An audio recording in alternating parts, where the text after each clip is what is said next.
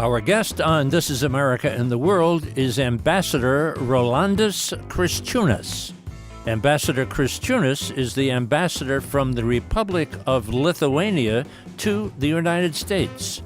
The ambassador has formerly served as Lithuania's Vice Minister of Foreign Affairs and Lithuania's Vice Minister of Finance. Mr. Ambassador, thank you so much for joining us. It's a pleasure to be here. Tell us three things we should know about Lithuania. Just three. I would like to know you more about Lithuania, but We'll get there. okay. I would say I would like people to know in the U.S. Lithuania is a freedom-loving, peaceful country, never expansionistic, very good friend of U.S., a partner. We had a number of activities together. U.S. is loved by Lithuanians. That's one of the countries in Europe you would feel at home, loved and cherished, being American. And of course, I would like to know people to know Lithuania as a country of rich heritage and rich culture and rich history. It's not a creation of 20th century, as most of the people know. We have a number of Independence Days we are celebrating. But it's a country which was started by our people, Lithuanian tribes, back in 13th century. So our history is much, much longer than most people know. And the first time Lithuania was mentioned in any written document was 1009. I was amazed that in the 14th century, that Lithuania was the largest country in Europe. That's true. We were. And it's very interesting because we never, as I said, were expansionistic. But we were the largest country in Europe at that time. We're going to put a map up on the screen as you and I are talking. So tell us a little bit about the neighboring countries then and now, because it's all part of the same picture, huh? Yeah, at that time, of course, we had a neighbors Russia. We had German knights, which were orders. There were orders of knighthood, of cross, for example. And then, of course, we had a neighbor Poland, which was always there. And we used to live in one state with Polish people for quite extensive time, but it was later than we started, of course. It was already 17th century in there. But now we are having borders with Kaliningrad district, which is Russia. It's a small enclave of Russia, so it's separated from the mainland Russia. We have Poland, no surprise, Belarus, and Latvia in north. So way back when, I put down when it was the largest country in Europe, Belarus, Ukraine, parts of Poland and Russia, huh? Yeah.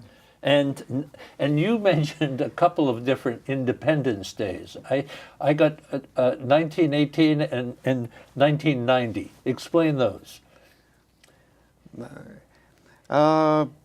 The two Independence Days we are celebrating, and sometimes people get confused because how many Independence Days you have. In the US you have one. 1918, which makes us getting closer and closer to celebration of 100 years of re-establishment, as we say, rebirth of Lithuania, because we lost our independence back in the 18th century. At the end of 18th century, we were occupied by Russian Empire, or actually Lithuanian Polish kingdom was divided by a number of superpowers at that time. Prussia on one hand, Austria and Russia on the other. So we became a part of Russian Empire.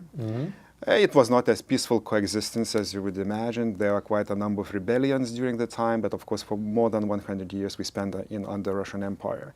The World War I have brought us opportunity to become free once again, and in 1918, February 16, we announced independence and became an independent state. Then, of course, World War II already didn't brought us an opportunities. Actually, it left us occupied by Soviet Union, and we lived in the Soviet Union, forcefully incorporated in Soviet Union, occupied by Soviet Union, up to 1990, when we, on March 11th, we announced independence, and actually we take pride that we are the first ones to destroy the Soviet Union officially, because we were the first in Soviet Union to announce our independence. Of course, what followed after was 1 year of uncertainty, because the borders were still controlled by Red Army, but a lot of what's already going on in Lithuania, we had a parliament elected by the people who were accepting laws which were in need for the country and so on, but the borders still were controlled by Red Army. And it took another year for us to be able to get rid of the Red Army, and to become Lithuania we are today. There was actually civil war within the country, huh?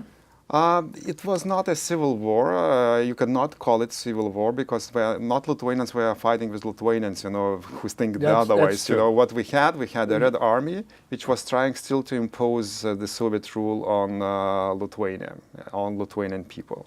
And of course there were some trials by the Soviet regime to instigate the Russian-speaking population to oppose it, but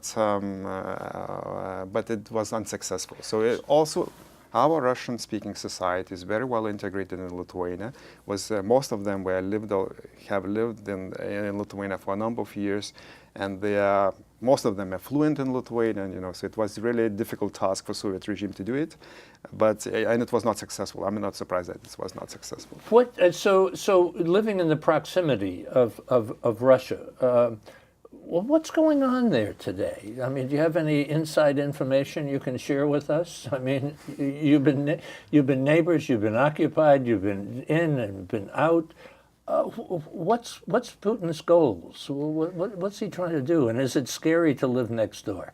It is scary. I will not pretend that it's not scary. It's scary because, but also we need to distinguish between Putin and Russian population. Of course, Russian population is being exposed to propaganda on the daily basis. So a lot of Russian sentiments of the people, there are a number of misconceptions, and misinformation. And of course, they are victims, I would say, of Putin regime to a very large extent. And we see that the people are growing in Russia are political. So the last elections to Duma, that was the lowest activity level ever, probably in Russian election. So the people are not coming to vote already because they know the outcome and everything's kind of set. And why I think it's dangerous and why it's important to pay attention what's going on with this Putin regime. That when Putin came to power at the turn of 20th century into 21st, he said one very important phrase, I would say, that the dissolution of Soviet Union was the largest tragedy or geopolitical mistake in 20th century. So success of Lithuania or any of the Baltic states or any of post-Soviet area is a big, I would say, gives him a big uneasiness because there could be no good things coming of the biggest tragedy. You understand what I mean? Because if it's a big tragedy, so you would expect everything is sad and not happy and only bad things came out of it.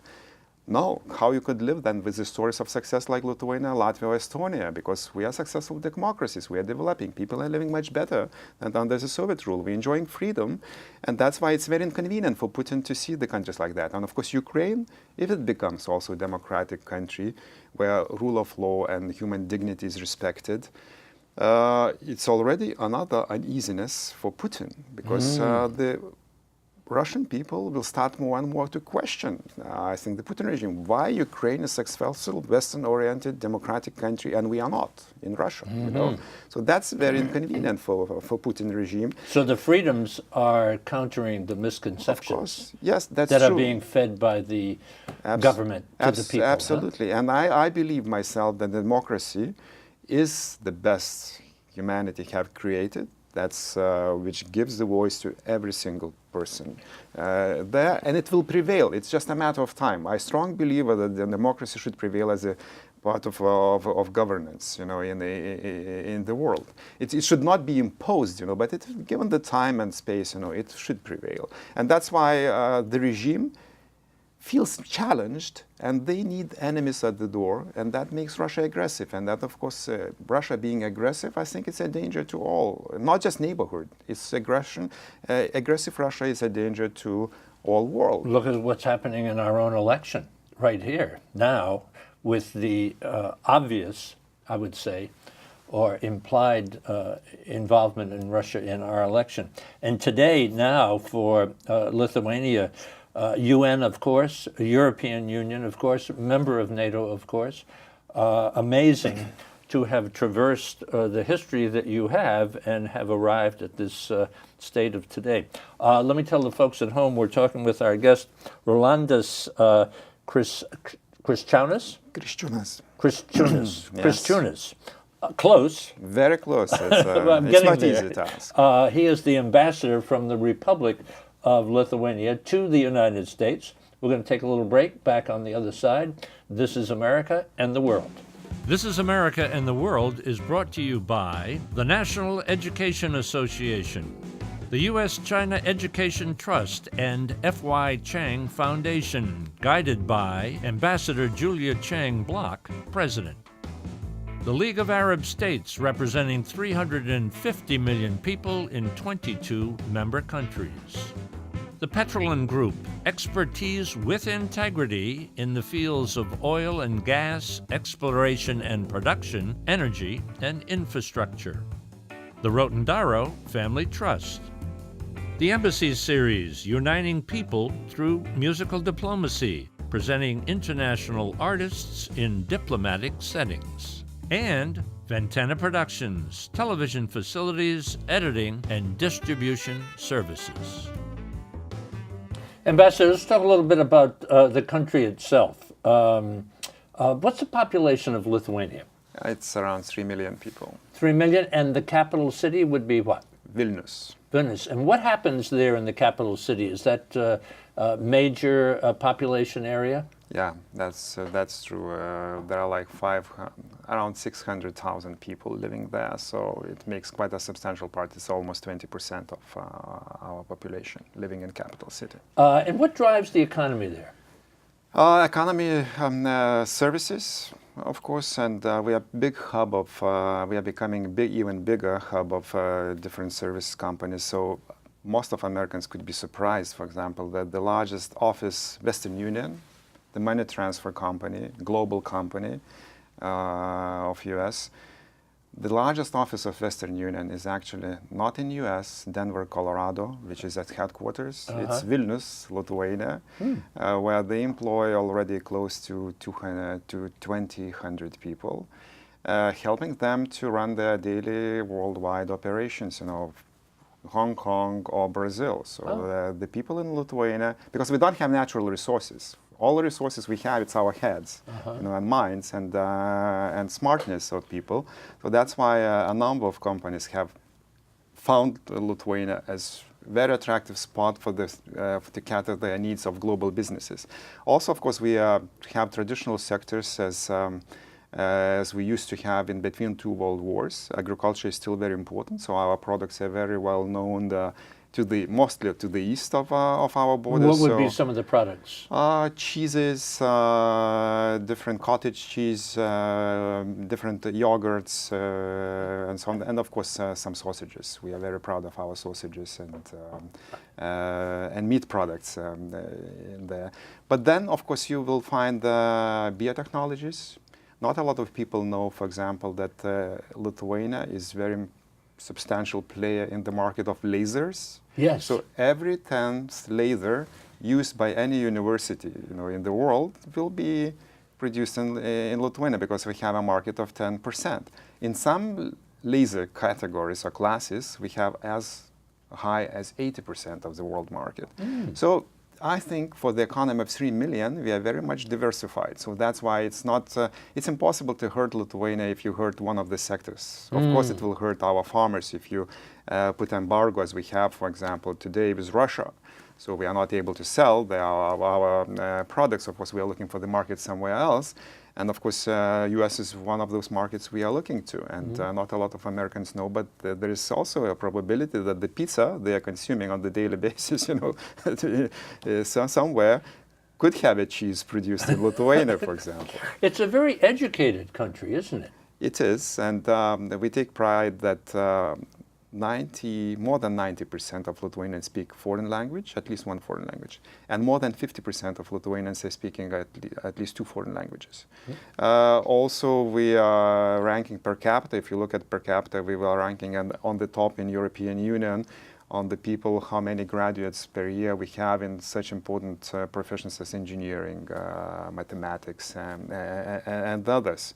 Also, we are people who like to stay connected, so not a lot of Americans probably know that we have one of the fastest public Wi-Fi's in the world. So yes, and uploading and downloading. What's that all about? That's amazing. Of course, you would say that, well, the territory of Lithuania, it's nothing to compare with U.S. It's difficult to do the same in the U.S. You know, you need too much more work to be done. But that's we are smaller. But as I said, we like to be connected. So and of course, once we broke from the Soviet Union, for us it was, you know, we didn't have this connectivity. So what you were putting in the ground, it was, of course, thinking ahead. So we knew that the world is developing very fast and the speeds will be increasing. So what we were putting infrastructure, we did the best possible, you know, at that time. So it really was top class, top notch, wow. State of the art fiber cables, you know, the capacity is very high. And that's where we ripe the fruits today, you know, so that's where we are. Catholic country, huh? Yes, Roman Catholics. So we are the most eastern country actually in the world which has Roman Catholicism as the dominant religion. And surprisingly so that the #1 sport there is basketball. How did that happen? Wow. And it's, you know, it was very smart for you to put religion and basketball so close, because in Lithuania, some people call that basketball is the second religion of Lithuania. Oh, but how? Why? Why? How? Tell me how. That's another tie which connects us to U.S. because U.S. invented basketball. And it's not surprising that the basketball came to Lithuania from U.S., but it came going back to the history, in 1918, when we re-established Lithuanian Republic, a number of Lithuanian Americans have come to Lithuania to build this new state. And among them were some people who are very good in basketball. And they were spearheading our effort to build some national pride in some sports. And actually now, basketball, Lithuania is the single country, I would guess, in Europe, you know, which has the basketball as #1 sports. Basketball is not #1 sports in U.S., you know, nowhere. So globally, I don't know other country, to be honest, where the basketball is #1 sports. And you could then you could see it in our results. There was not a single Olympic Games we missed after establishment of independence. There are quite a number of bronze medals. We never got gold yet. Dream Team is too tough, but I think it's coming. Someday. It's clearly it's coming because we have all we need, you know, to do it one day. I want to put a couple of things on the table, because I thought that the literacy rate of 100% of people 15 years and older was absolutely phenomenal. I've only read about that in one other country in which we've done an interview. And also the fact that 35% of the people had a tertiary degree, either would be college or university. That's true. My Lord, that's a bright country. That's very high. Yeah, that's very high, and it's high in the European Union. We are at the top. So yes, we are very educated people. You are very right. Sometimes people confuse Baltic states with Balkan states and everything else. I have heard of those things. Yeah, so take the opportunity to tell us about the Baltic states and what makes them unique. Because they are Baltic states, they are unique. Of course, all of us, three of us. They are? Latvia, Estonia, and Lithuania. History. It's on the Baltic Sea. Yeah, it's on the Baltic Sea. That's why it's called Baltic. But they are still very different. Latvian, that's the country the closest to us, because we share the common, not common language, but both of us belong to the same family of the languages. Only 2 languages belong to the Baltic, so-called Baltic language family. It's Latvian and Lithuanian. And Lithuanian is the oldest language in Europe. You know, it's very close to Sanskrit, and a lot of linguists studying language as a science, they learn Lithuanian because it's not like we are a very old nation, you know, a very old state, but our language is the oldest because tribes were speaking this, and we have not changed the language through the years. So if you want to judge how people were speaking, you know, 2,000 years ago in Europe, you would study Lithuanian and to get a sense what the language could have looked at. So Latvian and Lithuanian, we are belonging to the same. They're the closest nations, and we call brothers. Latvians brolis, so Latvian for brother also. So there are a lot of similar words in Latvian and Lithuanian. Estonians, on the other hand, they belong to the other language group, so it's a completely different. So they are closer to Finland than to Latvia and Lithuania. So the three countries get along pretty well? Of course, because of the historical reasons. We also, if you look, we have spoken about, we are Roman Catholics. Yeah. Latvians and Estonians, they are reformats. Because they were influenced by Germany, they were part of the German order for a number of 100 years, and then Sweden was also ruling under them. The Pope's in Sweden. There has been in Sweden. That's true. Trying to bring the Lutherans and the Catholics together. Exactly. But why we are so united as we are? Because, of course, we were incorporated into the Soviet Union. And our common history started basically, when we broke up. We fought together. There is not a big difference, in dates when we got this Independence Day celebrations. In our cases, we are very supportive, and of course, the challenges we are facing today, they are very similar. The only survival for us to be smart as we are, and of course, integrating ourselves into international society, and getting into the grasp of the more aggressive Russia. So, of course, there are much more talks and more intensive cooperation than ever between our countries. Born and raised in Lithuania? Yes. Yourself? Yes. And what education? What was your background? Finance is your bag, huh? Yes, I spend a lot of time in financial sector or dealing with finances in my life. I did bachelor degree studies in Lithuania, but I did my master degrees in economics in Ohio State. Yes, let's talk a little bit about the Ohio State piece. How did that happen? That's I think it's very... And your major there was what? It was economics. Economics exactly. as well? So okay. I'm Master of Arts of Economics from Ohio State. Okay. And I would say I'm a product of U.S. intentions, to educate people in the post-Soviet era. I got a scholarship called after late Senator Muskie, which was given to the students, of course, after they passed certain exams from the post-Soviet region to go to U.S. to study whatever they were choosing to study. And I got the scholarship. And to be honest, I also got a scholarship from Cambridge University, the school you probably a lot of people know in Europe, in England. And I chose Ohio State over the Cambridge. And when I came here, I really enjoyed the studying. The campus, one of the largest campuses in the area. Of course, it made me a Buckeyes fan for life. So I still follow and grim, and then it spoils my mood when I see they lose, to Nathaniel Lyons from Penn State. I was already picturing them playing in the national final against Alabama. But I don't know. We can all dream. I don't know what's coming next, But then it also made me a fan of everything what's from Ohio. It's because it's natural. And now I'm those are great people, Midwest people. Yeah. And I'm a big fan of Cleveland Indians. And I was just in Chicago this weekend, not at the game, but I saw a lot of sad people. But I was not sad, and I was not admitting to Chicagoans that I'm quite happy, they lost to Cleveland Indians at that time. But the World Series, I still remember 1995, when I was in dorm, in Columbus, Ohio, and we had a big screen in the dorm, watching all the World Series. Of course, unfortunately, Indians lost to Braves, Atlanta Braves at that time. It broke my heart, as everybody's, in the dorm. But I still remember these vivid things, I carry with me.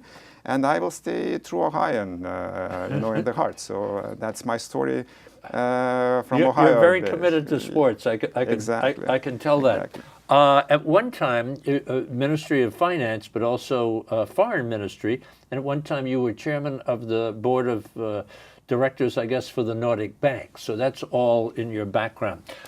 You said earlier that the relationship between the United States and Lithuania is a good one, and they cherish us.